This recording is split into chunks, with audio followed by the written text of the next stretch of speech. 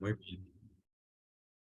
Bueno, iniciamos por dar pues, un saludo de bienvenida y gratitud a todos nuestros socios, invitados especiales, en público en general que nos acompaña en una jornada más de un evento técnico, académico, de historia y de interés cultural denominado Café con Ingenieros, que propicia la Sociedad Santanderiana de Ingenieros para actualizar en diferentes temas, tanto de ingeniería como de región, como de sociedad. En esta ocasión, pues presentando a todos un saludo de quien les habla y quien les acompañará en esta tarde, Paula Montoya. También expresarles un saludo desde la Junta Directiva, su presidente Luis Eugenio y todos sus demás miembros, quienes también algunos de ellos nos acompañan de manera virtual en esta ocasión. Sin más preámbulo, agradecerle a nuestro invitado especial, al profesor Diego Hernando Hernández Velázquez, quien nos será el encargado en esta tarde de ilustrarnos en un tema tan importante y tan interesante como es el litigio por el cierre de El Carrasco, en esta ocasión del 2021 al 2023. El profesor, pues, Diego es profesor de carrera del área de Derecho Administrativo de la Escuela de Derecho y Ciencia Política de la Universidad Industrial de Santander, especialista en contratación estatal y magíster en interpretación jurídica, quien hoy, como lo refirió hace unos momentos el presidente, no duda siempre en acompañarnos. Entonces, a él infinitas gracias por este espacio, por su tiempo, y sin más, sin mayor preámbulo, lo invito a este escenario, la sociedad, afiliar lo que dijo el ingeniero, pero al auditorio suyo, profesor, muchísimas gracias, y si tiene algo más por aportar, aquí estamos dispuestos. Como ya para de verdad ahora sí finalizar, a todos nuestros asistentes, empezaremos por esta fase de presentación de nuestro conferencista y al finalizar la misma tendremos el espacio corto de preguntas para los que deseen levantando su mano o a través del chat de la sala Zoom. A todos, bueno, entonces los dejo en las mejores manos. Profesor, adelante. Buenas tardes para todos y todas. Para mí es un placer volver a este espacio. Como pueden apreciar en la presentación, en el año 2021 estuve por invitación del ingeniero Luis Eugenio Prada también abriendo eh, un camino que para mí se volvió una obsesión en materia de investigación, que es el litigio alrededor de El Carrasco. Este tema, desde este año 2021, se volvió como en un asunto de permanente indagación, obviamente desde la perspectiva que yo domino, que es la perspectiva jurídica. Por esta razón, quería comenzar excusándome con los ingenieros, personas que con toda seguridad están aquí en la sala y tienen muchísimo más conocimiento técnico en torno al tema. Lo que pienso presentar en la tarde de hoy es una actualización del litigio alrededor del cierre de El Carrasco. Y para hacer esa actualización voy a devolverme a la presentación o a algunos aspectos o hitos de la presentación que propuse en el año 2021. Obviamente, ese ir atrás lo que pretende es mostrar el estado del arte completo de la situación para que podamos comprender cuál es la situación actualmente. Entonces, con esta introducción en la que manifiesto que me siento muy feliz de estar acá rodeado por personas que conocen del tema y que se han interesado por él, voy a comenzar entonces mi presentación. Yo hablaba en el año 2021 de una crónica judicial de una crisis anunciada, porque evidentemente el litigio alrededor del Carrasco pues tiene una historia. Digamos que podríamos decir y permítanme que en este escenario utilice un lenguaje coloquial y tranquilo, podríamos decir que ya podemos hacer una novela alrededor del Carrasco. Si pudiéramos, a través de alguna metodología, contactar a todos los actores y todas las perspectivas e intereses involucrados en este asunto, podríamos en realidad, con toda seguridad, tener una muy buena novela. Y esa narración se puede llevar hasta el año 2002. Es decir, este asunto tiene su origen en una sencilla demanda de acción popular interpuesta en el año 2002, que fue creciendo como una bola de nieve y que ha llegado hasta nosotros y pues nos plantea unos retos enormes alrededor no solo de una demanda, porque este asunto ya no es en torno a una demanda, sino que es una pregunta mucho más robusta en torno a la gestión de residuos sólidos en un área metropolitana o en una ciudad relativamente grande como la ciudad de Bucaramanga y las ciudades que componen el área metropolitana de Bucaramanga. En esa medida, yo creo que hay que trascender la acción popular y hay que mirar el problema de la gestión de residuos sólidos como el verdadero asunto alrededor de este litigio. La pregunta alrededor de cómo gestionar estos residuos que son producidos no por arte de magia, sino que son producidos por nosotros, los ciudadanos. En conclusión, quisiera plantear como hipótesis que más que un litigio hay una pregunta democrática por cómo los ciudadanos nos interesamos o nos desinteresamos por la gestión de residuos que nosotros producimos. Y pues ahí ya hay un gran cambio entre la perspectiva que yo tenía en el año 2021 como investigador desde el mundo del derecho a la perspectiva que tengo hoy. En aquella oportunidad, el planteamiento que yo quise proponer era una defensa de la labor de la justicia. Y yo creo que la justicia ha obrado correctamente en este caso. Es decir, la sentencia que al final termina consolidando la decisión alrededor del cierre del Carrasco se toma por el Tribunal Administrativo de Santander, como ustedes pueden apreciar, en el año 2011. Sin embargo, pues desde ese momento, para el año 2021, ya habían transcurrido 10 años y no se había podido materializar el cierre.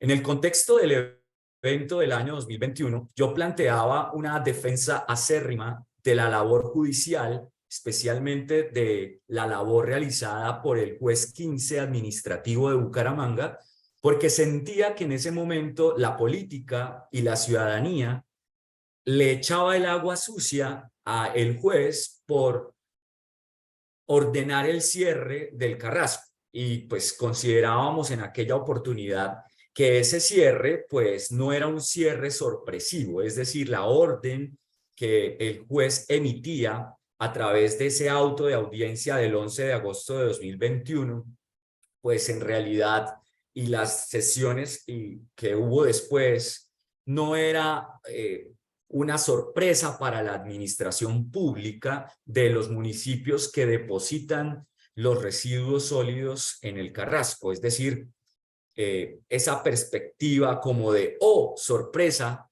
que en la opinión pública había en torno a esta decisión, fue lo que traté de contradecir con el análisis de esto que yo llamo la narrativa de la crisis, y es la manera como se ha ido permanentemente evidenciando el incumplimiento del fallo de la acción popular y cómo lo que ha hecho la justicia es tratar de recordar que los fallos, evidentemente dentro de un Estado de Derecho, los fallos judiciales deben cumplirse. En esa medida, lo que ha hecho la justicia es verificar que las autoridades ambientales realicen su labor y ha ido comprobando que los hitos correspondientes para que el cierre se materialice el cierre ordenado en el fallo de segunda instancia del Tribunal Administrativo de Santander, pues se consolide. Digamos que aquí tenemos un ejemplo interesante de cómo las sentencias judiciales se fundamentan en juicios técnicos de autoridades que están constituidas para cumplir esas funciones y que se organizan alrededor de técnicos que conocen sobre la materia. No es el juez la autoridad ambiental.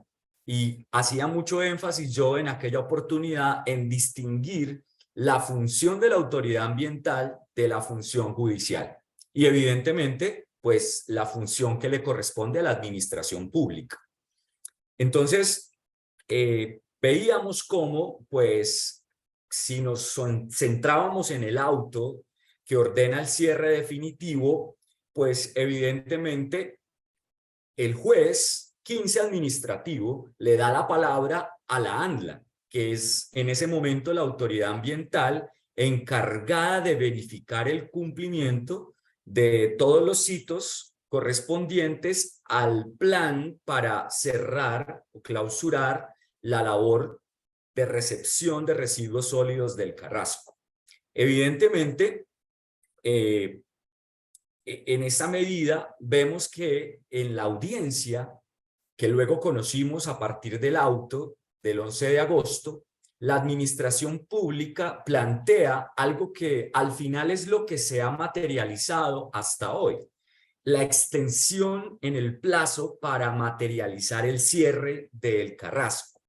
Y evidentemente, me acuerdo que en aquella oportunidad también tuvimos el valioso aporte de personas expertas que en este mismo escenario evidenciaron cómo a partir de ciertas obras o mecanismos de estabilización podía dársele un uso viable técnicamente y ambientalmente a el Carrasco mientras se encontraban alternativas para poder depositar los residuos sólidos en otro lugar diferente.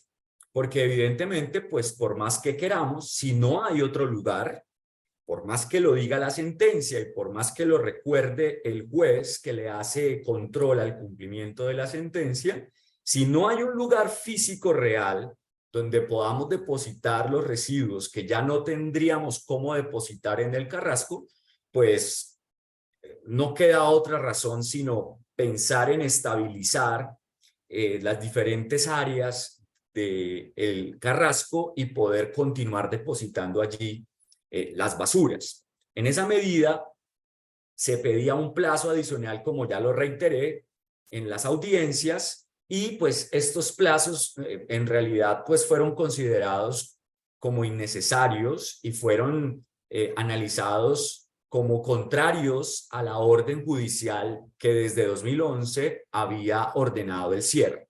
En esa medida, tenemos decisiones de la ANLA, tenemos posteriormente a estas audiencias que realizó el juez 15 y a las intervenciones de la administración pública, tutelas, y creo que aquí fue donde nos quedamos en aquella oportunidad. El asunto mostraba como la siguiente característica: los ciudadanos preocupados por la eminente crisis de las basuras, como efectivamente se dio en algunos días, comenzaron a presentar tutelas. Creo que llegaron hasta el número de 20 que buscaban, digamos, obstaculizar la orden judicial que ordenaba el cierre inminente del Carrasco. Al final hubo una discusión competencial, es decir, en torno a quién podía conocer de estas tutelas, pero al final la Corte Constitucional consideró que era competencia del Tribunal Administrativo de Santander. Se decidieron las tutelas en primera, en segunda instancia, pero al final, pues el asunto es que la decisión judicial queda en firme, no se suspende, y por lo tanto la administración pública tiene que recurrir a las funciones propias que le ha dado el ordenamiento jurídico para mirar, bueno, yo tengo que cumplir una orden judicial, hay un juez, el juez 15 administrativo de Bucaramanga, que da una orden con una fecha precisa, pero ¿qué posibilidades tengo como administración pública para poder responder a esa orden judicial en un contexto real donde no tengo un lugar distinto al Carrasco para seguir depositando las basuras del área metropolitana de Bucaramanga y, como todos sabemos, de otros municipios circunvecinos? En ese momento, en 2021, hay en la opinión pública, por ejemplo, traigo a colación, o en ese momento traje a colación, la columna de Gustavo Galvis Hernández, en donde realmente él trata como de mostrar que la administración pública ha buscado, ha tratado, ha gestionado este asunto y no ha querido desobedecerla a la justicia, pero que efectivamente, por algo que voy a explicar más adelante, pues los ciudadanos no están convencidos en otros lugares, en otros territorios, en otras jurisdicciones de otros municipios, que allí sea posible aprobar, legitimar, que se construyan rellenos sanitarios, que se construyan vertederos de residuos sólidos de otras ciudades. Entonces, yo hablaba en aquella oportunidad de si era posible resucitar el litigio, y pues concluía que no, que ya hay cosa juzgada, hay una acción popular decidida. Luego, va a estar siempre en el tintero, querámoslo o no, ya sea que miremos el asunto desde una perspectiva política, desde una perspectiva ingenieril o técnica, siempre va a estar el ruido de que hay que cumplir una decisión judicial. Y eso no lo podemos hacer desaparecer por arte de magia. Por lo tanto, lo que yo creía que querían hacer los tutelantes, y yo creo que la administración pública estaba muy interesada que estas tutelas tuvieran, digamos, un resultado favorable, suspendiendo la orden judicial que al final no se suspendió por efecto de las tutelas. Yo creo que lo que buscaban los tutelantes era como reabrir el debate. Si a través de la tutela podríamos llegar a la Corte Constitucional vía revisión eventual, y entonces la Corte Constitucional pudiera dar unas reglas claras que echaran al traste o que revocaran la sentencia del año 2011 del Tribunal Administrativo de Santander. Eso no ha pasado ni pasará. Y es un tema que yo considero interesante porque al no haber surtido efecto esta estrategia litigiosa que yo llamaba boomerang judicial, o sea, utilizar mecanismos judiciales diferentes a la acción popular para tratar de tumbar una decisión judicial del pasado, pues como si el asunto fuera un problema judicial o un problema de jueces, a mí me parecía pues que era llevar a un escenario abstracto un problema que es totalmente físico, un problema que es real, que es palpable. Evidentemente creo yo que ahí hay o habría una utilización perversa del derecho y de la administración de la justicia. Yo creo que lo que la justicia tiene que decir ya lo dijo. Y en esa medida, el énfasis que voy a dar a la presentación hoy es un énfasis más en torno a la labor de la administración pública, lo que yo podría llamar el derecho administrativo de la gestión del riesgo. Y pues ese es el énfasis que voy a darle a la presentación de hoy. Evidentemente siempre hay, y hablaba en esa oportunidad, un costo político de determinar un nuevo lugar. Esa decisión administrativa, ¿quién la va a tomar? Es decir, si yo soy autoridad administrativa, ¿cómo hago? ¿Qué instrumento jurídico utilizo para poder llegar a tomar la decisión de en qué lugar voy ahora a hacer un vertedero de basura? Pues no es tan sencillo y eso tiene un costo político. Y a pesar de que yo me quiera jugar todo mi teflón político tomando esa decisión, la pregunta es, ¿cuánto tiempo resistirá esa decisión después de que la tome una administración pública? ¿En qué espacio, por hacernos una pregunta geográfica, se puede realizar? Vamos a ver ahora cómo el municipio de Bucaramanga hace una excelente descripción en uno de los decretos en donde se prorroga la medida de riesgo, hace un recuento muy interesante de todas las actividades que se han llevado a cabo por parte de las autoridades administrativas del área metropolitana para tratar de encontrar otro lugar. Y siempre esas nuevas posibilidades se frenan o se encuentran con otras acciones judiciales de otro grupo de pobladores, de ciudadanos, pues que legítimamente consideran que deben utilizar esos mecanismos judiciales para proteger sus derechos colectivos. Recuerden ustedes que la acción popular protege derechos colectivos de los habitantes de Bucaramanga. Estamos hablando de la acción popular del año 2011.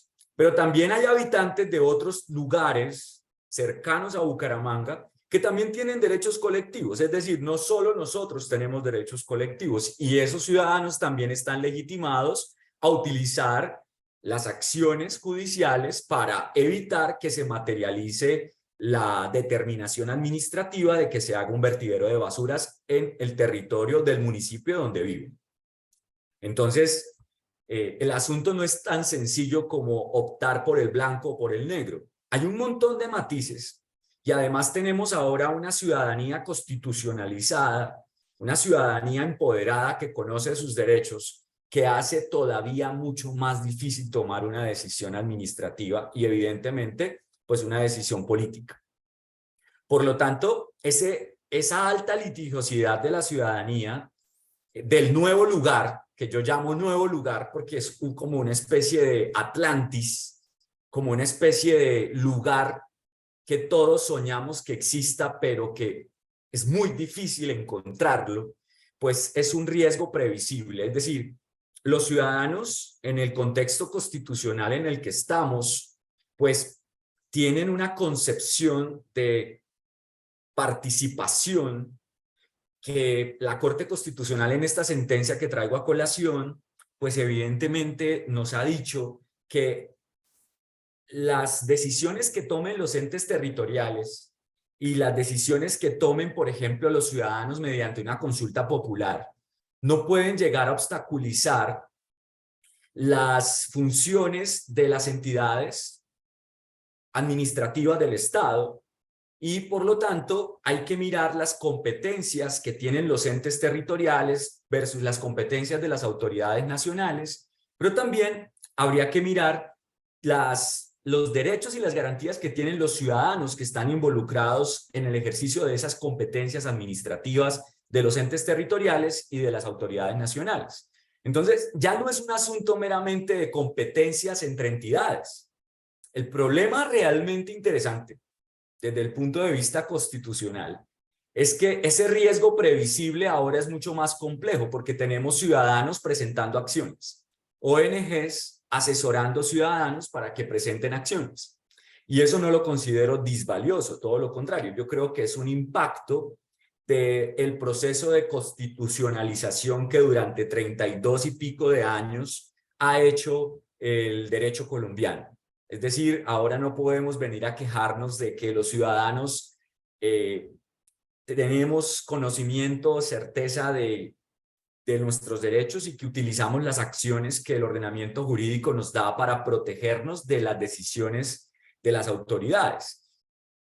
Es un efecto, digamos, que era previsible que se diera y genera un riesgo a la hora de tomar decisiones administrativas. Hablaba en aquella oportunidad, vea usted que no había sido elegido este gobierno, y ya hablábamos de esta señora Mariana Mazzucato y la idea de que el problema que tenemos, creo yo, en ese momento identificábamos, o yo les compartía a quienes participaban de ese espacio en aquella oportunidad en 2021, que a veces creemos que el sector público no es capaz de innovar, ¿no?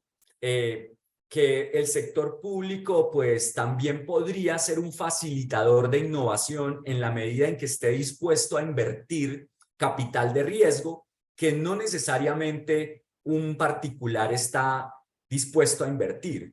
Es decir, Mariana Mazzucato en su libro El Estado Emprendedor nos dice que el Estado es el único en una sociedad que puede ser capaz de invertir recursos cuantiosos a pesar de que esos recursos puedan perderse, con tal de que haya innovación. Y luego esa innovación poderla transferir a los particulares, para que los particulares podamos reproducirla y podamos utilizarla. Evidentemente, como destaco aquí en esta reflexión, no basta con hablar del Estado emprendedor, sino que debemos construirlo. Es decir, esto suena muy lindo y el problema de estas ideas de gurús en materia de administración pública y de innovación, estos grandes maestros de Harvard y esta gran profesora de la Universidad de la Ciudad de Londres, donde trabaja Mariana Mazzucato, pues el problema es que ellos no conocen el Carrasco.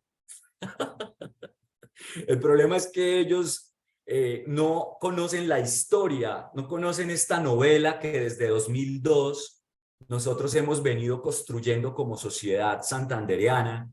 Y pues en teoría estas ideas son muy interesantes, pero el asunto es cuánto cuestan materializarlas. Y esto lo digo porque en el mundo, como hablábamos en aquella oportunidad, pues hay, creo que el profesor Jaime Suárez hablaba de los modelos en el mundo que existen para transformar estos residuos sólidos y convertirlos en dinero.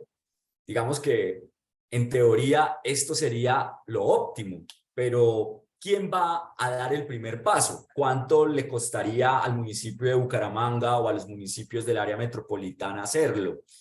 El riesgo de corrupción, que siempre hay que tenerlo presente en Colombia, ¿no? Casi que dentro de la plantilla del mapa de corrupción siempre debemos, perdón, del mapa de planeación, siempre debemos tener presente el riesgo de corrupción que en Colombia es altísimo. Entonces, el caso Vitalogic nos lo muestra, ¿no? Una buena idea que se malogra por el conflicto de intereses y por, digamos, todas estas cuestiones que eventualmente pueden ser consideradas de naturaleza delictual. Entonces, una buena idea, una iniciativa que tiende hacia esa idea de un Estado innovador, fracasa por la cultura de corrupción en la que está involucrada la administración pública colombiana. Eso es un lío. Y entonces, dado este rodeo, ahora quisiera mostrarles un gallinazo empoderado. eh, Creo que, como pueden darse cuenta, lo que quiero mostrar aquí es que no es fácil, ni jurídica, ni técnicamente, ni judicialmente, dar la orden de cerrar un vertedero de basura, como lo queramos llamar, perdonen que utilice la expresión más coloquial. ¿Por qué? Pues porque para poder hacerlo y para poder hacerlo bien y no generar una crisis, una emergencia, una calamidad sanitaria y ambiental, pues tenemos que tener un lugar sustituto o una tecnología sustituta que nos permita hacer una transición. Y yo creo que lo más interesante que ha hecho la justicia alrededor de este tema es hacernos pensar en el futuro, en eso que hablaba al principio. Bueno, el problema aquí no es solamente que hay que cumplir una acción popular, una sentencia. El problema es que somos una ciudad que crece, estamos en el siglo XXI, hay unos derechos colectivos, por ejemplo, el derecho al ambiente sano, a la calidad del aire, que está incluido dentro del derecho al ambiente sano, el derecho a que se protejan las fuentes hídricas, etcétera. Tenemos unos derechos, estamos en el siglo XXI y tenemos un problema en torno a la manera como gestionamos los residuos que los propios ciudadanos producimos. Entonces, eso hace duro de cerrar el Carrasco. Esa es la perspectiva que como investigador yo he ido analizando desde esa intervención del año 2021. Claro, en esa oportunidad creo que dejé absolutamente claro que no era un embeleco del juez, es decir, no era un asunto exclusivamente de el juez versus el resto de la ciudadanía, como lo quería a veces la opinión política mostrar. sino que había un criterio técnico con base en el cual el juez tomaba decisiones. Y yo creo que eso es muy importante no perderlo de vista. Pero cuando ahondamos un poco en el tema y nos damos cuenta de la imposibilidad física de hacer una transición, entonces nos preguntamos, bueno, ¿y esto cuántos años más tiene que durar? Y en conclusión, yo creo, para ir adelantándome a las conclusiones, que es un proceso de mediano y largo plazo. Es decir, no podemos esperar que el cumplimiento de la acción popular del año 2011 se materialice ipso facto o en el siguiente periodo gubernamental, porque eso es imposible. Y creo que debemos acostumbrarnos a que esta novela del Carrasco se mantenga y que muchas personas que hoy saben del tema lo sigamos conociendo y lo sigamos escuchando a futuro. Y para allá voy entonces. ¿Cuál es el primer punto de la actualización? El primer punto de la actualización es que justo en un momento muy cercano al momento de que estábamos aquí con la emergencia en el año 2021, el Ministerio de Ambiente y Desarrollo Sostenible del gobierno anterior restituyó la competencia ambiental de la ANLA a la CDMB. Luego, uno de los ítems a tener en cuenta en este momento, en el contexto de la discusión y el análisis alrededor del Carrasco, es que la CDMB vuelve a tener la competencia ambiental como autoridad ambiental, que desde el año 2014 la ANLA se había reservado a raíz de una solicitud de la Procuraduría. Esto es interesante y también contiene un riesgo político, el riesgo de que el criterio técnico se vuelva efectivamente un criterio maleable. Y eso no significa que antes no ocurriera con la ANLA, pero digamos, esa distancia geográfica también significa una distancia política que ahora se acorta o se limita al tener tan cerca a la autoridad ambiental. Como todos conocemos, pues todas las vicisitudes alrededor de lo que se trama, o quiero decir, se cocina, o la manera como se gestiona la administración dentro de la CDMB. Entonces es muy interesante pues tener presente este hito, porque la autoridad ambiental de aquí en adelante, la que rendirá informes a la justicia en materia de implementación del fallo, pues es efectivamente la CDMB otra vez. Por otra parte, el segundo tema que quisiera tocar de la actualización es que en respuesta a estas vicisitudes que se generaron a partir del cierre definitivo ordenado por el juez 15 administrativo de Bucaramanga, pues la administración pública, como ya lo dije hace algunos minutos, tenía que reaccionar. No podía la administración pública quedarse expectante. ¿Por qué? Pues porque durante algunos días se vivió la crisis y efectivamente pues había que hacer algo. Entonces se recurrió a un instrumento jurídico que existe y que todavía pues se materializa, se está utilizando, aunque actualmente no, pero se utilizó a través del decreto 022 del año 2022, la declaratoria de la situación de calamidad pública. Obviamente este decreto, este acto administrativo que ustedes están viendo en pantalla es la prórroga del que inicialmente se profirió el 14 de agosto de 2021. Efectivamente, justo en el momento en el que se generó la crisis a raíz de la decisión judicial.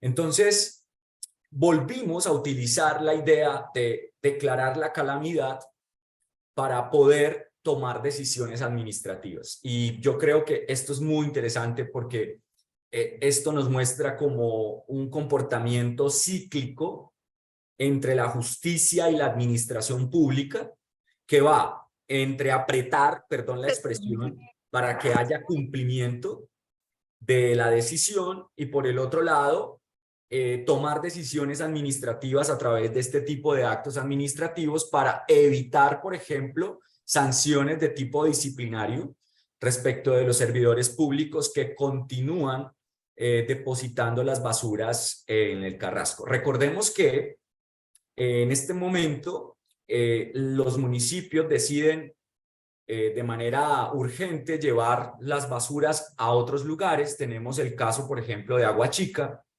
pero con el tiempo las personas en Agua Chica no permiten, los ciudadanos en Agua Chica no permiten que se vaya, digamos, que se continúe llevando las basuras allí. Entonces, evidentemente, se debe declarar la calamidad y esa calamidad pues está soportada en todas las dificultades que hay para poder conseguir un lugar y para poder llevar las basuras mientras se mira qué se hace con el Carrasco, dado que no ha habido en la decisión judicial la autorización de que se amplíe el plazo para cerrar el Carrasco y este periodo que se pedía por parte de la administración para estabilizar ciertas áreas del Carrasco para que se pudiera lograr utilizar mientras se resolvía el tema de fondo. Creo que el profesor Jaime tenía alguna pregunta o quería hacer un comentario.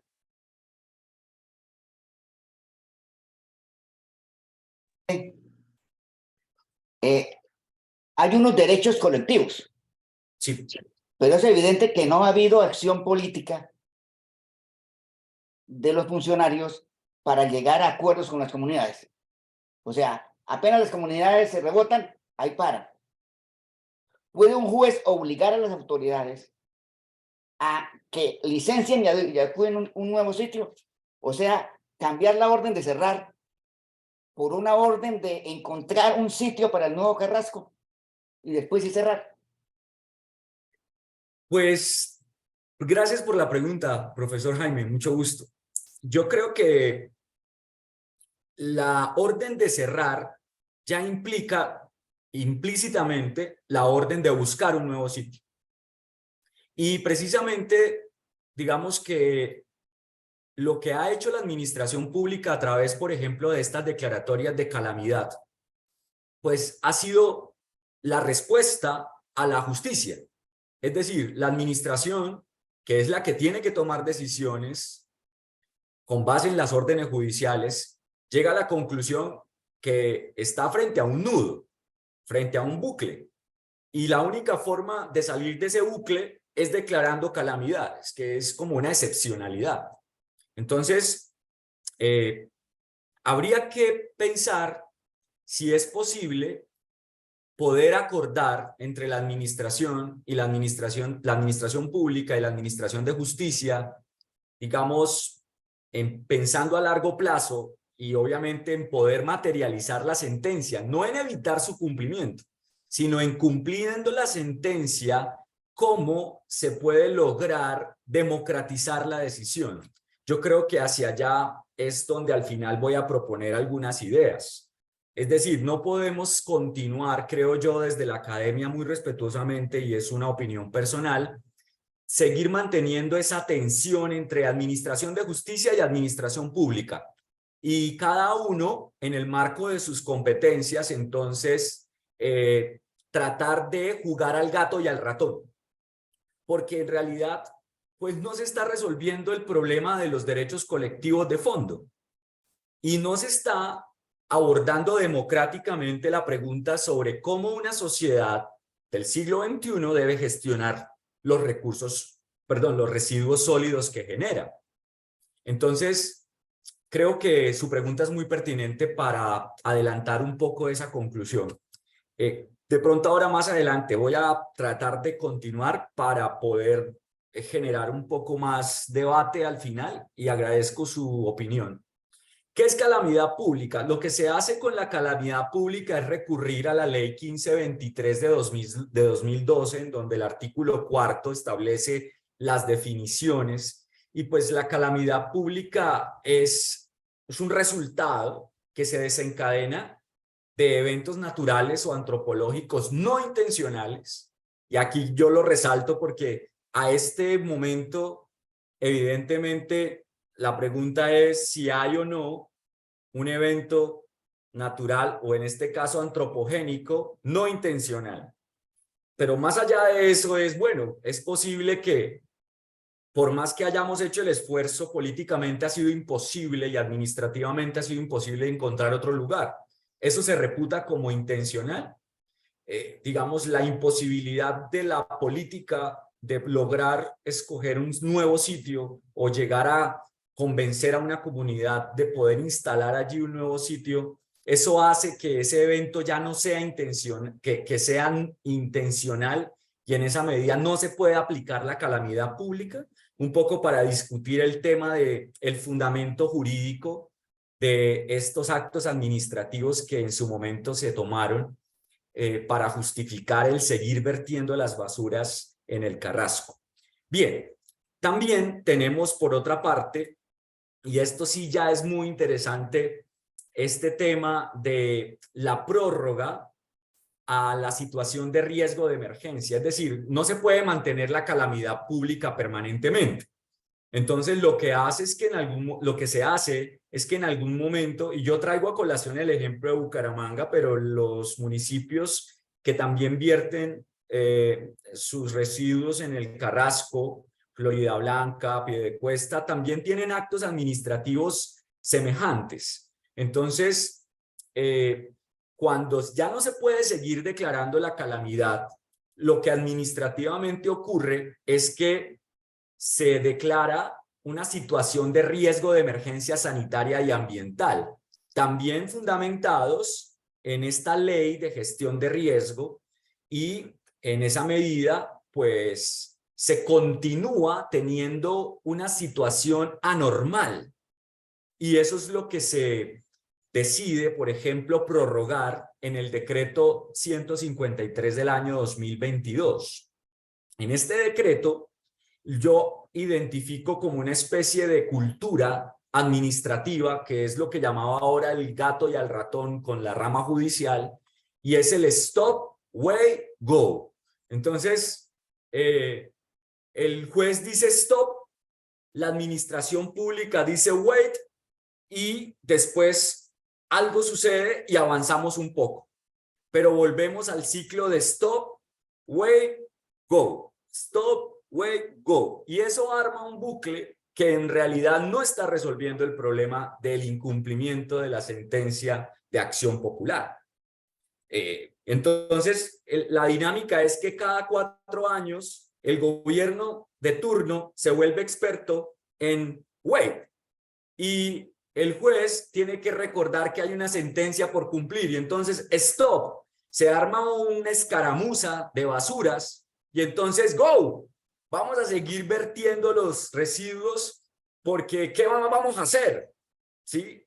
Y es una cuestión realmente irresoluble si lo seguimos analizando desde esa tensión permanente que yo llamo stop, wait, go, y que es inmanejable a futuro.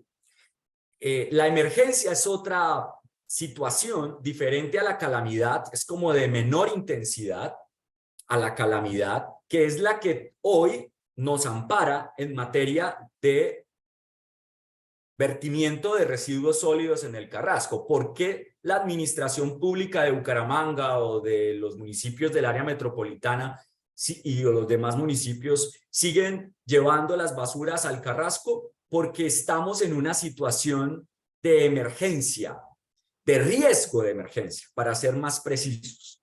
Y evidentemente, pues, aunque no lo sintamos, ahí hay una anomalía administrativa que es como utilizar un botón de pánico. Y evidentemente la pregunta es, bueno, ¿y cuánto tiempo puede durar el riesgo de una emergencia? Entonces depende, si es un volcán, toda la vida. Pero si es un vertedero de residuos toda la vida como un volcán, entonces, bueno, ahí hay una pregunta interesante de cuándo la emergencia o el riesgo de emergencia deja de ser en realidad un riesgo y se convierte, o esa situación anómala administrativa se vuelve una cultura administrativa. Ese es el problema de no encontrar un sustituto al Carrasco, o de no definir que definitivamente lo que tenemos que hacer es continuar en el Carrasco. Porque si seguimos en ese stop, wait, go, no vamos a resolver o la calamidad, cuando sacamos a las basuras a la calle y nadie las recoge, o el riesgo de emergencia, que es como cuando en estas novelas de García Márquez o en sus cuentos salía alguien a decir algo horrendo va a pasar esta noche. Y entonces todos tenemos la sensación de intranquilidad hasta que realmente ocurre una desgracia. Hay algo interesante y es que para tranquilidad del actual alcalde, él mismo decidió prorrogar esta situación anómala, administrativa, de emergencia o de riesgo de emergencia, 24 meses desde el 2 de octubre de 2022. Los actos administrativos a mí me encantan porque son discrecionales de la administración pública y además se dan un oxígeno muy chévere cuando las administraciones lo necesitan. Yo mismo me extiendo un riesgo de emergencia 24 meses porque 24 meses implica que termino mi periodo de gobierno y además le doy el chance al que llega de que más o menos se empape del asunto y pueda prorrogar otra vez ese acto administrativo y aprenda cómo es que se hace.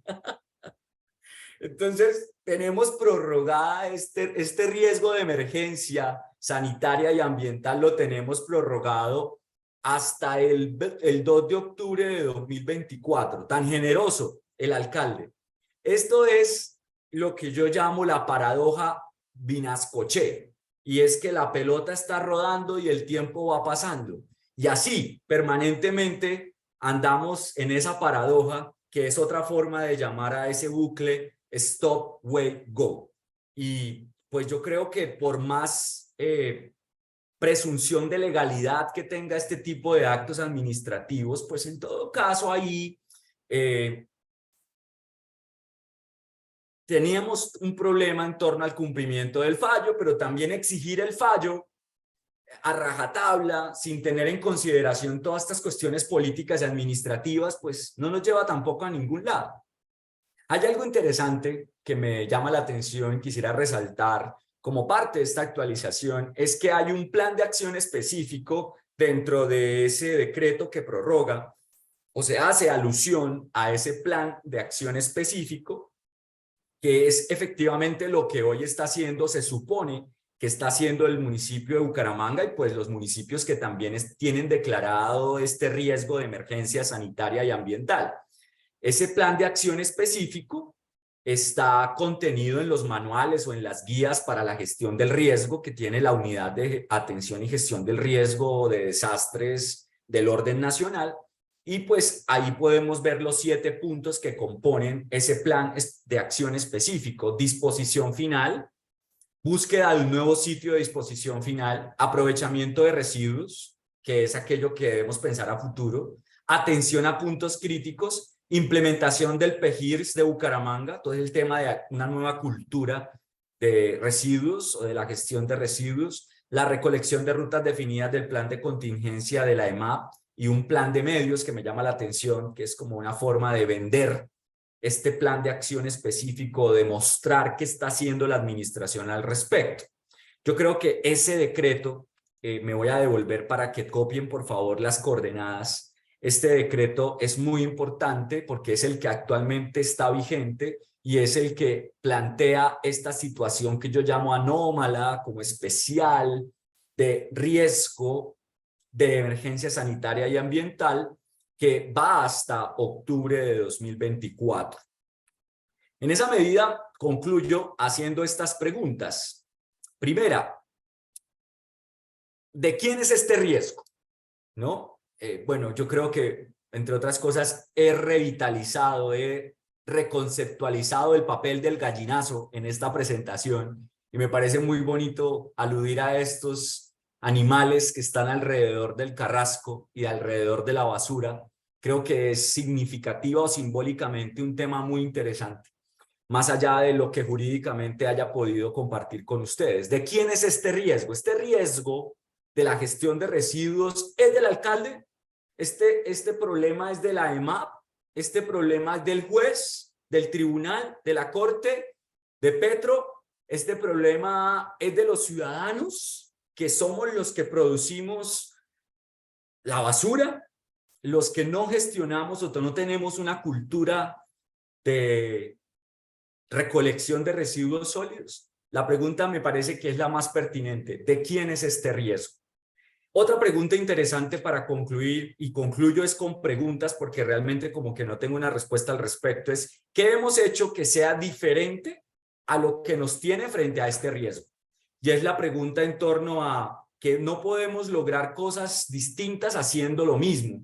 Y esto es lo que yo llamo la paradoja Vinasco-Che. Y es tratar de ganar más tiempo con actos administrativos fundamentados en la ley de gestión del riesgo frente a la decisión judicial que me obliga a cumplir el fallo judicial. ¿Qué estamos dispuestos a hacer para restablecer la gestión de residuos sólidos en el área metropolitana de Bucaramanga? Es decir, ¿qué creatividad, qué innovación, qué idea nueva que no hemos experimentado podríamos experimentar? ¿Qué solución podríamos presentarle a la justicia? ¿La justicia qué solución podría presentarle a la administración pública? Es decir, no es una cuestión unidireccional, no es una cuestión de a quién le corresponde hacerlo, sino es un problema de todos y todos deberíamos tener la posibilidad de plantear opciones. Un aspecto que me llama la atención y que debíamos pensar es cuánto cuesta trasladar el riesgo ambiental a otra comunidad. Y yo creo que esto no lo hemos discutido, es decir, hay que llevar una propuesta económica a una comunidad que se va a ver afectada por un nuevo Carrasco o como quiera que se llame, y vamos a pagarle una compensación ambiental por el costo de sacrificar lo que se vaya a sacrificar. ¿Eso cuánto cuesta? Es más o menos este tema que está proponiendo el presidente Petro en el concierto internacional alrededor del tema de los bonos a cambio de protección, bonos de deuda a cambio de protección del Amazonas. No podemos sencillamente mediante el imperio de un acto administrativo o con la decisión de la mayoría decidir que vamos a colocar un vertedero de residuos sólidos en un lugar en contra de los derechos de la comunidad. Evidentemente tenemos que llegar con una propuesta económica, tenemos que llegar con una propuesta no solo económica, sino además, y ese costo que yo coloco en la pregunta es un costo social, ambiental, un costo cultural, digamos todos los costos asociados a asumir ese riesgo, dado que nosotros en el área metropolitana se lo vamos a trasladar a otra jurisdicción. Y finalmente la pregunta de qué ha aprendido el derecho y la administración de justicia en este caso. Yo creo que también es muy importante que los abogados que están aquí, que estamos acá, los estudiantes de derecho y los profesores de derecho, como en mi caso, llevemos a los estudiantes y a los colegas a pensar cómo tomar decisiones judiciales que tengan en cuenta los efectos de las decisiones judiciales. Esto es un poco análisis económico del derecho, pero no solamente, sino también una pregunta en torno a cómo se hace más fácil el cumplimiento de una sentencia cuando se han pensado los efectos o las consecuencias de una sentencia. Yo no creo en esa tesis de Carlos Gaviria Díaz, cuando era magistrado de la Corte Constitucional, de que los fallos solo son en derecho. Sí, son en derecho, pero tienen unas consecuencias económicas, políticas, jurídicas, geográficas, poblacionales, antropológicas, psicológicas, que el juez no puede omitir. Y yo por eso creo que también es muy importante preguntarnos esto. Bueno, finalmente, a modo de cierre, me gustaría preguntar a quién se le perdió esta gallina, en el sentido en que, pues bueno, hoy solo vemos chulos, pero de pronto se nos aparece la gallina de los huevos de oro. El problema es en que pues solamente nos hemos preocupado por el problema, creo yo, en cómo tratar de eludir el problema, pero no en cómo resolverlo creativamente o con innovación. Muchas gracias y disculpen ahí. Muchísimas gracias, profesor, por esta magnífica intervención y exposición muy detallada. en premura del tiempo. Entonces vamos a dar inicio de forma inmediata a las preguntas para su exposición. Y en este orden, entonces, tenemos en primera instancia a nuestro expresidente, a dos de nuestros expresidentes, en primer lugar al ingeniero Jesús Rodrigo Fernández y acto seguido el ingeniero Luis David Arévalo Durán, también es presidente de la SSI. Por favor, a ellos les pedimos sus preguntas de manera concreta para poder abarcar la mayoría de ellas. Entonces, ingeniero Rodrigo, por favor, adelante. Gracias. Más que una pregunta, un comentario. Y es que el tema con este asunto del Carrasco y con el tiempo transcurrido desde cuando se quejaron hasta lo que hoy tenemos, es que las circunstancias son completamente diferentes. Es decir, los chulos que se pintan en la conferencia eran miles antes del año 2000, cuando la gente se peleaba con los chulos la basura.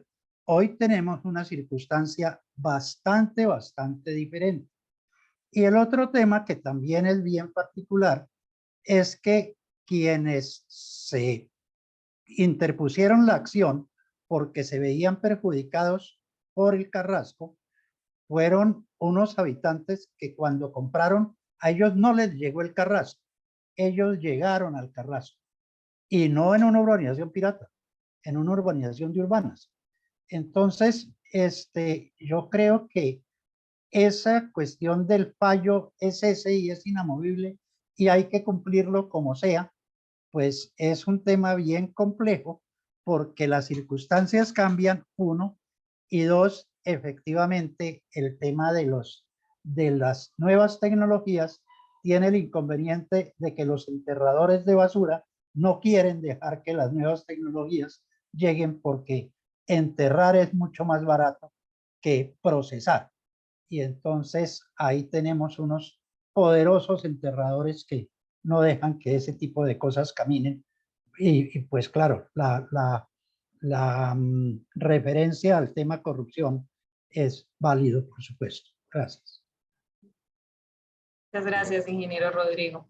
Ingeniero Luis David, por favor, adelante con su pregunta. Gracias. Señor.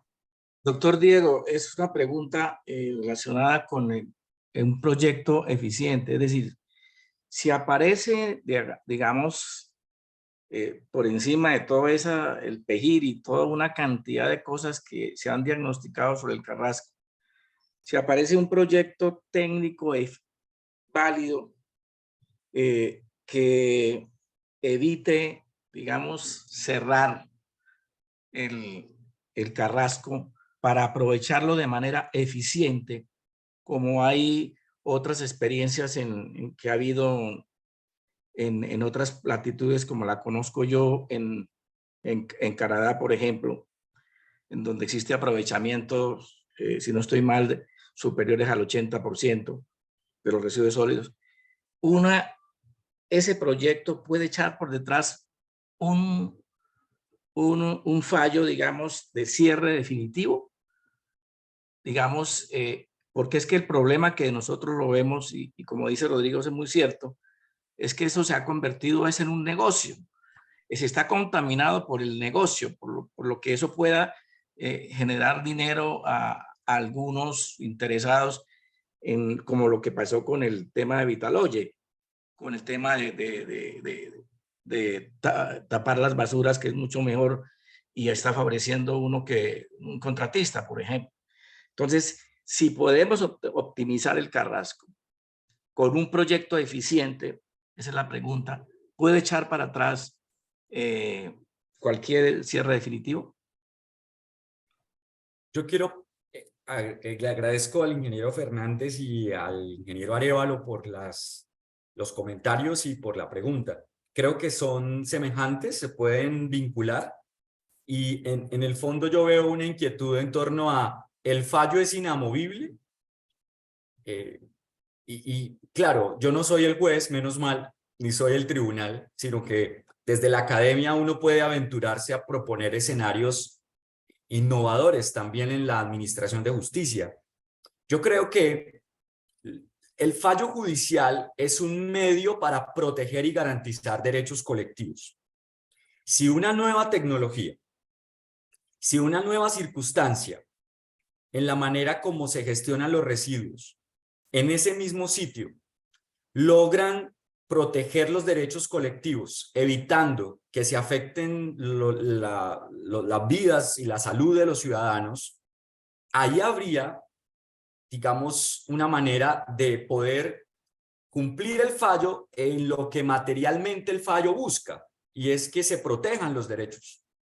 O sea, el fallo per se, la sentencia, bajo ciertas condiciones con las que el juez midió la situación en el año 2011, pues, y lo digo, repito, desde la perspectiva académica, es, bueno, el juez que tiene que comprobar cómo el fallo se cumple, tiene que cumplir que se cumpla literalmente lo que se decidió en 2011 o lo que materialmente el fallo buscaba. La protección a los derechos colectivos, ¿cómo se garantizan hoy, después de 11 años, 12 años? Es decir, creo que ahí en las preguntas y en los comentarios que ustedes hacen desde la ingeniería y desde su perspectiva mucho más histórica y conocedores de cómo surgió este problema, creo que hay una pregunta para el derecho muy interesante.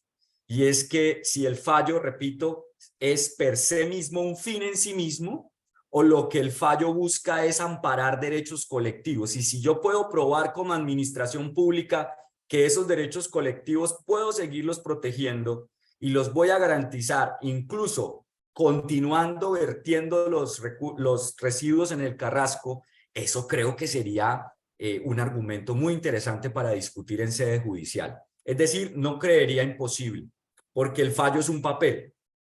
Lo que protege el fallo son derechos y eso es lo que debe medirse. Creo yo, eso, digamos, desde la perspectiva académica, evidentemente. Habría que mirar el modo procesal de poder llevar este tipo de discusión ante la instancia judicial. Muchas gracias. Muchas gracias, profesor. Tenemos dos preguntas más en su orden, el ingeniero José Pablo, y finalizaríamos entonces con la pregunta del ingeniero Jaime Suárez. Entonces, por favor, ingeniero José Pablo, adelante con su pregunta.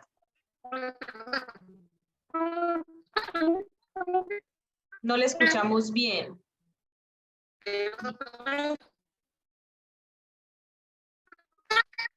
Bueno, mientras de pronto el ingeniero José Pablo soluciona sus conexiones, su conexión de audio, entonces, ingeniero Jaime, por favor, adelante con su pregunta.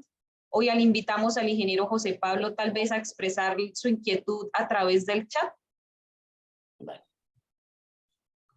Un dato interesante. Los estudios hechos este año demuestran que físicamente el Carrasco tiene capacidad para 10 años más, ni uno más, aproximadamente 10 años. Capacidad física, y eso con una inversión supermillonaria. Entonces yo creo que lo vamos a cerrar dentro de 10 años, no ahora. Y de todos modos tenemos que buscar un sitio dentro de 10 años. Al paso que vamos, la capacidad física es 10 años, pero en ese momento tenemos que cerrar sí o sí, porque no habría capacidad física. Es una información interesante para tenerla en cuenta.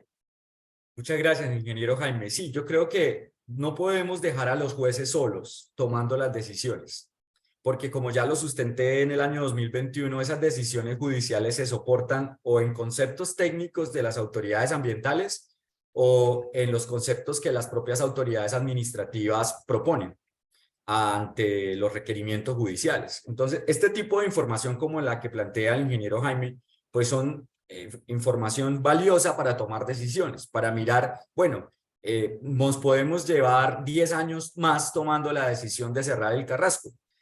Lo podemos hacer, pero habría que, digamos, quitarle a la administración de la justicia esa necesidad de estar digamos, amenazando, entre comillas, el cumplimiento del fallo para poner digamos, a gatas a la administración. Creo que también es muy importante mediar y creo que los datos técnicos son muy importantes para poder hallar una solución al problema, no tanto para persistir en el problema, que yo creo que esa información es muy valiosa.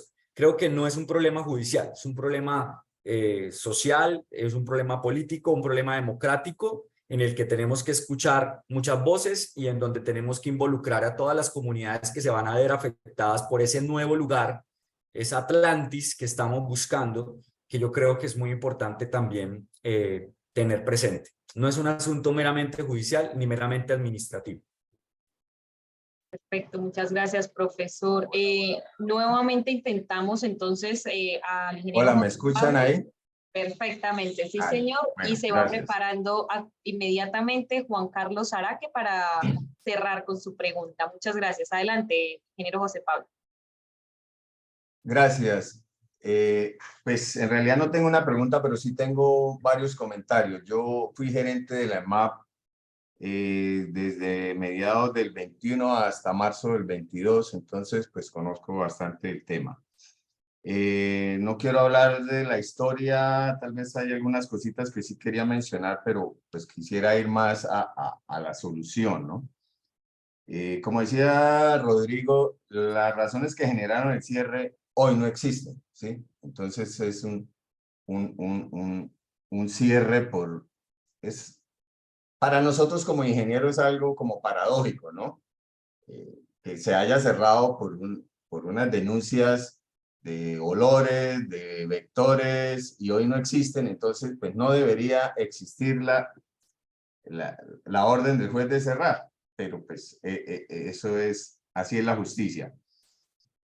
Lo otro es que Bucaramanga ha sido víctima de este problema, ¿no? O sea, 15 municipios depositaban en el Carrasco y a ninguno de ellos le importa, ¿no? Y Bucaramanga, pues en algún momento hubiera podido decir, yo no le recojo a ninguno de ustedes, váyanse, y yo solo voy a recoger lo mío, pero pues digamos que ha sido parte pues es muy difícil que se llegue a materializar eso, pero en justicia pues se podría hacer, ¿no?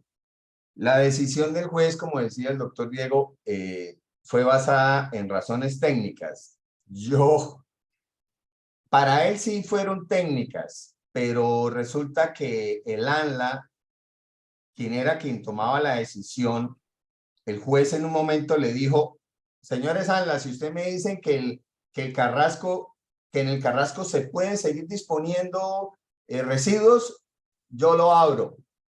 Y el ANLA ya no quería mantener esa papa caliente que le habían dado. Entonces ellos dijeron, el relleno es estable, ¿cierto? Nosotros sí, es estable. Ah, bueno, a nosotros nos dieron la orden de que mientras fuera estable, que nosotros éramos autoridad ambiental hasta que fuera estable, hasta que se estabilizara el relleno. Entonces, se quitaron eso y se lo pasaron a la CDMB. Desafortunadamente, pues la CDMB es una entidad politizada y pues no quiero hablar mucho de eso, pero más que ayudar, creo que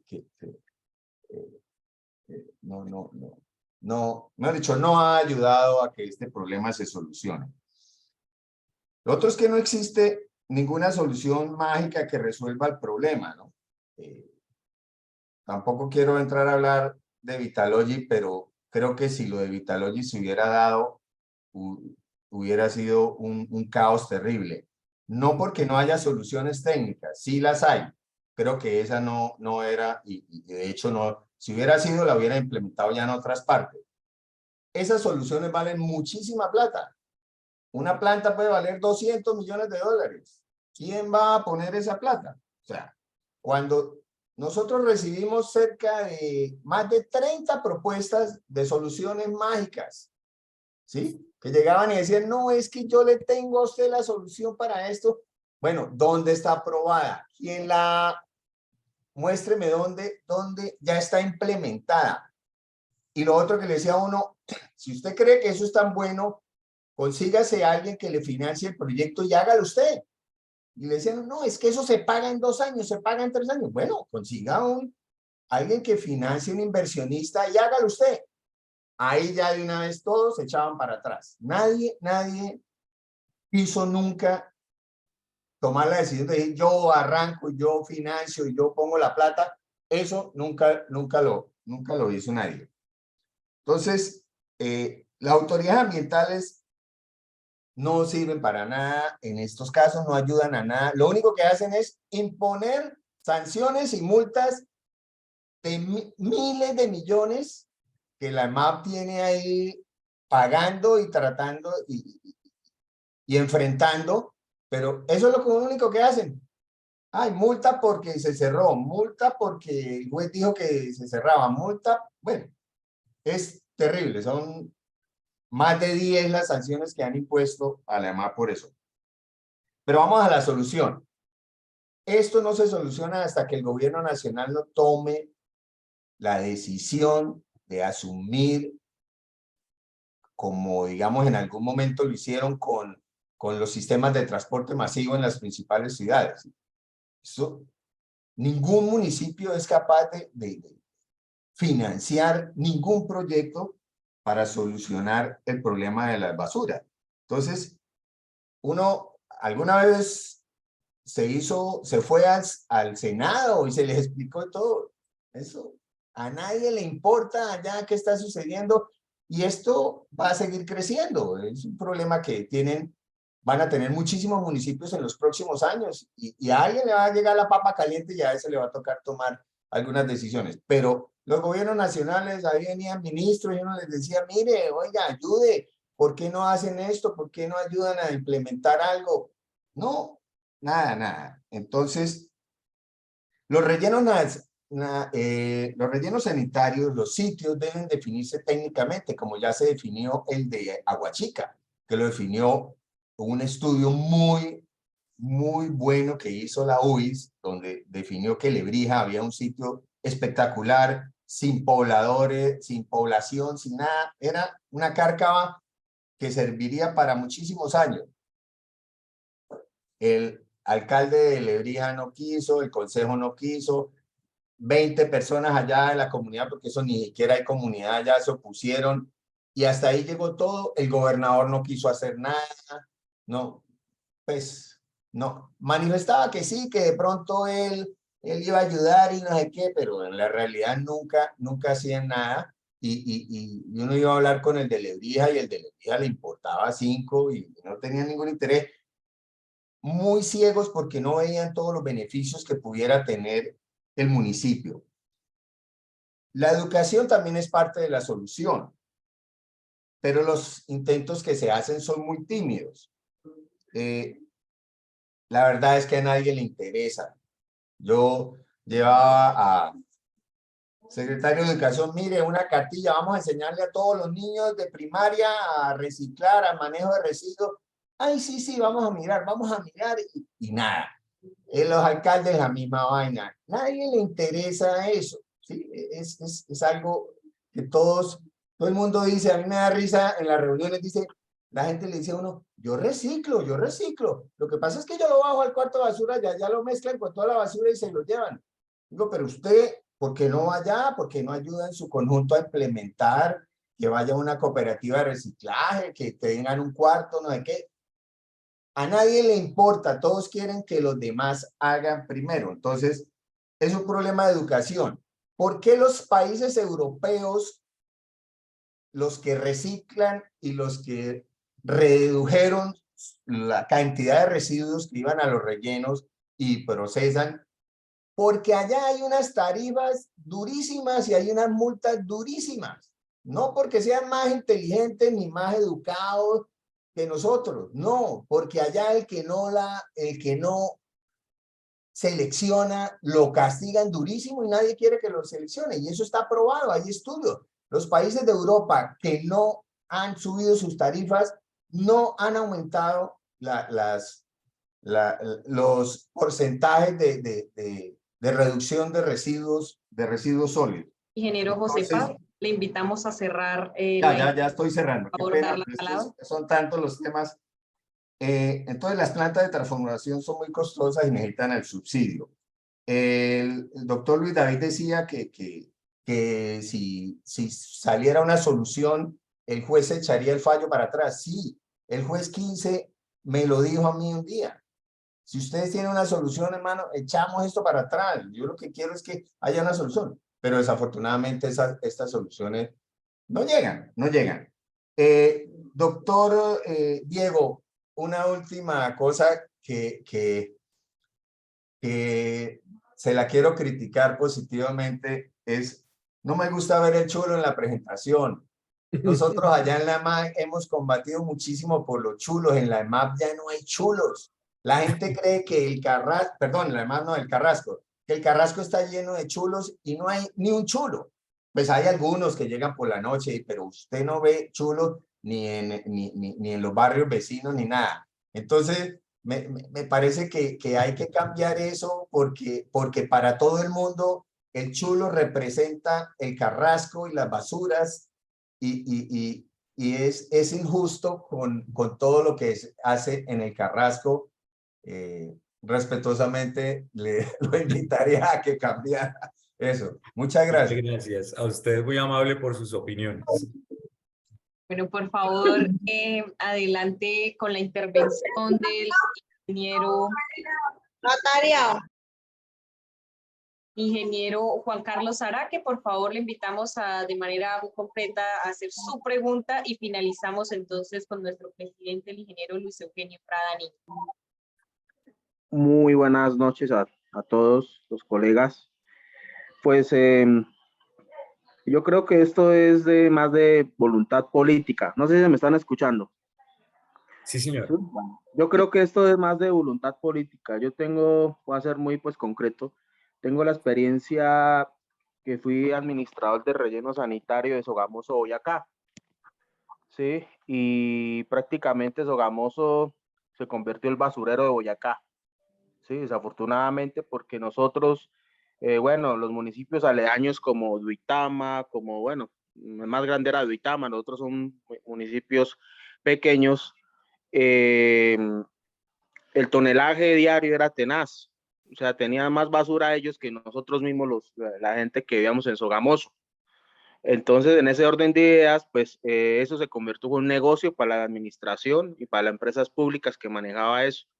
Por tanto tonelaje cobraba, me daba de cuenta cierto dinero, ¿sí? Entonces, pues imagínense, ¿quién va a dejar ese negocio? ¿Sí?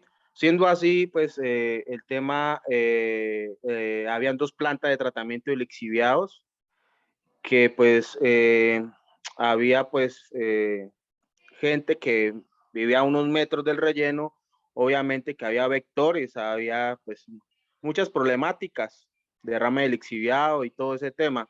Había muchos veedores, cada rato visitas por la Corporación de Boyacá, Corpo Boyacá, por Enala, con todo ese tema, ¿sí? Pero pues el tema es de que todo es política, todo es amiguismos, todo es negocio, pero pues yo como ambientalista y pues considero que soy también, yo soy hijo de campesinos, me daba tristeza ese tema porque el medio ambiente para las empresas públicas o para las administraciones, no solo de Bucaramanga, no solo de Santander, no solo de Boyacá, sino de todo el país es socio. Y yo les planteaba en un momento a algunos jefes que tenían en su momento, les decía, y bueno, ¿y por qué no aprovechamos, hacemos proyectos, por qué no aprovechamos ese gas que se produce por el lixiviado para, pues, no sé, formarlo en energías limpias, ¿sí? Hacer un proyecto ambicioso y bueno, copiar pues la tecnología que se hace en Bélgica, que son pioneros en eso. Y me encuentro que, pues, como dice acá, pues, el ingeniero que me antecedió, que, pues, que la gente, pues, habla mucho y hace poco, sí, sí, sí, pero nadie se compromete, nadie dice, bueno, invertamos, hagamos, sí, tiene razón. Sí, lo otro, hay un problema que yo creo que en todos los municipios de Colombia hay es la escombrera, ¿sí? todos los escombros lo llevan al relleno sanitario, muchas veces, ¿sí? Y eso es una problemática que se debe también, pues, nosotros como ingenieros tener en cuenta y por qué no exigir a las administraciones que tengan su lugar de acopio para que sirva para ese tipo de manejos, porque hacen un proyecto para el relleno sanitario, ¿sí? El reciclaje, creo que el reciclaje es importantísimo, como decía el ingeniero, la educación desde los niños adelante, educarlos de que es importante reciclar, que es importante reutilizar, que es importante cuidar nuestro medio ambiente. Entonces, pues, al ingeniero le agradezco, al que está, el tutor que está haciendo la conferencia, muy buena su exposición, pero entonces dejo eso, pues, como reflexión, mis palabras en el tintero, como el dicho, para tomar en cuenta de que tenemos que hacer mucho y tenemos que unirnos, tenemos que hacer algo, ¿sí? Por nuestro medio ambiente, no solo de Santander, sino de Colombia. Muchas gracias. Gracias. Gracias, Juan Carlos. Ingeniero Luis Eugenio, por favor, adelante. Discúlpame, Gracias. ¿será que me puedes dar la palabra un minutico antes de que cierre el ingeniero Luis Eugenio? Por Ingeniero. favor, tiene usted la palabra, la concejal Arévalo, por favor. Bueno, muchas gracias. No voy a demorar mucho. Simplemente los he escuchado atentamente desde la exposición, las diferentes intervenciones que han hecho. Concluyo con oírlos esta noche que nosotros sí hemos avanzado en ese tema. Probablemente no al paso que se quisiera, pero sería injusto creer que, por ejemplo, Carrasco no ha mejorado. Es mucho. Yo misma me sorprendí en la primera visita que hice a Carrasco y efectivamente no hay un solo gallinazo. Tenemos un parque contemplativo, tenemos un sitio que agrada ir, que agrada trabajar allí. Entonces, creo que si hoy que se han producido buenos comentarios y buenos aportes, no hay una salida de esto como insumo para la solución o para la búsqueda de alternativas, pues puede ser muy perdido este espacio. Entonces, ¿qué es lo que creo en suma de muchos temas alrededor que he escuchado, muchas opiniones? Es que nosotros como ciudad, como dolientes, no nos hemos sensibilizado lo suficiente con el tema de las basuras. Qué bueno sería que así como hay un comité para la defensa del páramo de Santurbán, existiera un comité para la defensa de las basuras y pudiéramos integrar expertos, interesados, tecnologías, ciudadanos, gremios, academia, y que Bucaramanga, que es el municipio que más se ha interesado en el tema de las basuras, porque los demás del área metropolitana han permanecido al margen, que Bucaramanga pudiera liderar una forma más propositiva de tocar este tema.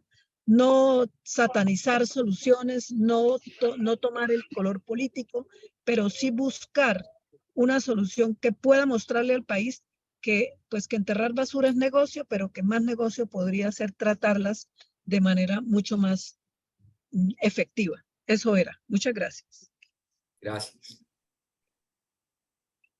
Gracias, concejala Marina. Entonces, así las cosas, ingeniero Luis Eugenio, nuestro presidente de la sociedad, le damos la palabra. Gracias. Doctor Diego, tal vez y compañeros y asistentes al evento, les agradecemos inmensamente su participación y yo comento dos cosas. En un evento con la ministra de Vivienda en Barranquilla, a finales del año anterior, ella refirió lo siguiente y quiero ponerlo para el doctor Diego, incluirlo en las cifras y seguir ampliando ahí como la documentación que está haciendo desde el punto de vista jurídico. En Colombia estamos alrededor de 251 o 261 rellenos sanitarios. De esos rellenos sanitarios hay cerca de 150 con problemas jurídicos, con problemas de legalización. Eso sencillamente. Y Diego, gracias de verdad por atender siempre nuestro llamado. Muy amable, doctor Diego. Muchas gracias. Eso era todo el comentario. Con mucho gusto. Quisiera invitar muy encarecidamente a todas las personas que tienen tanto conocimiento sobre la historia y que tienen documentos, que podamos construir un centro de documentación en la Escuela de Derecho para tener la historia documental de este litigio, que es un tema que a mí me parece que no va a ser ninguna otra entidad, que no va a hacer ningún otro municipio, y es poder tener un repositorio de información, las decisiones administrativas, judiciales, las decisiones y los actos administrativos de las entidades o las autoridades ambientales, las comunicaciones de las comunidades, las intervenciones de todos los gobiernos que ha habido, de todos los municipios.